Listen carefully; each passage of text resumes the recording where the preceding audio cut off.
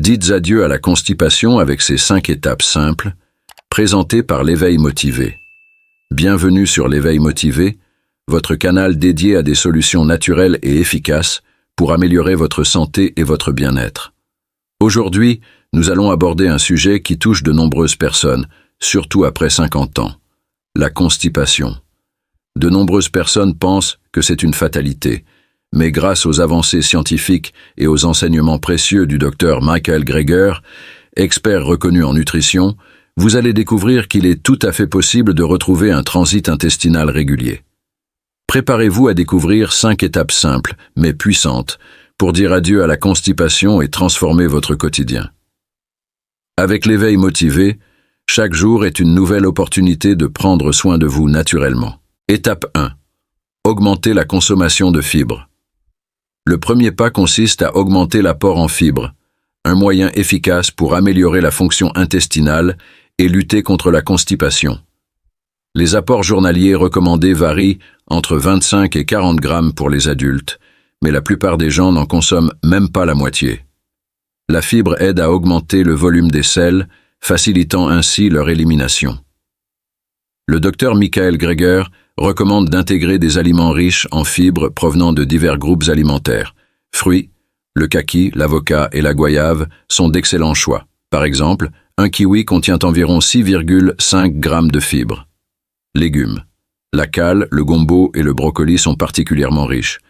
Une portion de cale sautée apporte environ 5,7 grammes de fibres. Grains entiers. L'avoine, le quinoa et le riz complet sont de bonnes options. Une tasse d'avoine contient environ 9 grammes de fibres. Légumineuses. Les pois chiches, les lentilles et les haricots sont très riches en fibres. Une portion de pois chiches fournit jusqu'à 12 grammes de fibres. Graines. Les graines de lin, de sésame et les amandes sont parmi les plus riches. Une portion de graines de lin moulu contient environ 33,5 grammes de fibres. Étape 2. Évitez les aliments ultra-transformés. Les aliments ultra-transformés sont riches en sucre, graisses saturées et sel, mais pauvres en fibres et nutriments. Ils peuvent contribuer à la constipation tout en nuisant à la santé intestinale. Parmi les aliments à éviter, boissons gazeuses riches en sucre, snacks industriels tels que chips et biscuits, souvent frits et faibles en valeur nutritive, repas surgelés contenant des conservateurs qui perturbent la digestion, viandes transformées comme les saucisses et le bacon, souvent pleines d'additifs, pâtisseries et desserts industriels, surchargés de sucre raffiné et de graisse. Le docteur Greger conseille de privilégier des aliments frais et peu transformés pour une meilleure santé générale et un transit optimal. Étape 3. Introduire des probiotiques et des prébiotiques dans l'alimentation. Les probiotiques sont des micro-organismes vivants qui améliorent la santé intestinale lorsqu'ils sont consommés en quantités adéquates. Les prébiotiques, quant à eux, sont des fibres nourrissant les bonnes bactéries intestinales. Ensemble, ils favorisent une flore intestinale équilibrée, améliorant la digestion et prévenant la constipation. Probiotiques, le yaourt nature sans sucre et le kéfir. Prébiotiques, les aliments comme les bananes, l'ail et les oignons. Un probiotique est une boisson fermentée similaire au yaourt, mais avec une quantité encore plus importante de probiotiques. Une autre option est la choucroute, un plat typique allemand à base de choux fermentés qui contient également diverses bactéries bénéfiques. Une autre recommandation est le miso, une pâte faite de soja fermenté idéale pour les soupes et les assaisonnements. Le docteur Greger explique comment le miso peut s'intégrer dans votre menu. Le miso est fabriqué à partir de soja fermenté. Cette pâte épaisse est généralement mélangée à de l'eau chaude pour préparer une délicieuse soupe, un aliment de base dans la cuisine japonaise. Si vous souhaitez l'essayer, je vous suggère le miso blanc, au goût plus doux que le rouge. Préparer une soupe miso peut être aussi simple que de mélanger une cuillère à soupe de miso avec 2 tasses d'eau chaude et des légumes de votre choix. Concernant les prébiotiques, des exemples sont l'ail et l'oignon, 2 aliments savoureux et polyvalents qui font déjà partie de la routine quotidienne de nombreuses personnes. La banane, riche en fibres, est une excellente option pour les collations, et les asperges sont une autre possibilité pour ceux qui souhaitent intégrer des sources de prébiotiques à leur alimentation quotidienne.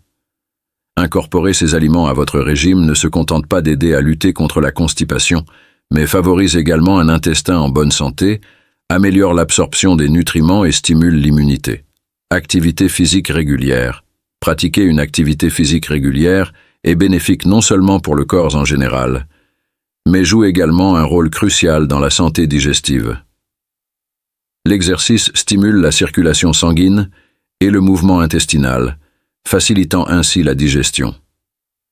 Pour les personnes de plus de 50 ans, des activités simples peuvent être extrêmement bénéfiques.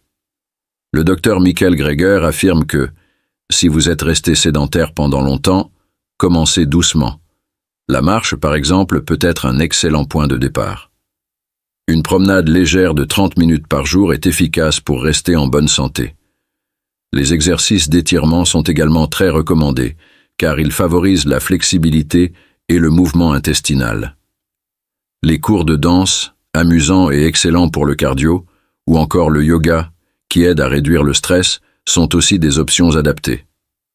La natation, quant à elle, est une activité à faible impact qui sollicite plusieurs parties du corps sans surcharger les articulations. Mais attention, pratiquer une activité physique sans régularité ne servira à rien.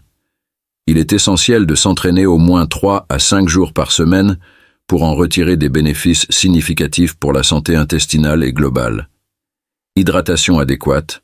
Le docteur Michael Greger souligne l'importance d'une bonne hydratation pour maintenir un système digestif sain. L'eau aide à dissoudre les nutriments et les fibres, facilitant ainsi le passage des sels dans les intestins. Lorsque le corps est déshydraté, les sels peuvent devenir durs et sèches, rendant leur évacuation difficile et douloureuse. À moins d'une maladie spécifique, comme une insuffisance cardiaque ou rénale, il est recommandé de boire 8 verres d'eau filtrée par jour. L'eau filtrée est préférable car elle coûte moins cher, est plus respectueuse de l'environnement et contient moins de contaminants que l'eau en bouteille. Il est aussi judicieux d'incorporer des aliments riches en eau, comme la pastèque, les oranges, le concombre et la laitue. Faites attention aux boissons contenant de la caféine, telles que le café ou certains thés, car elles ont un effet diurétique. Si vous en consommez, compensez avec une plus grande quantité d'eau.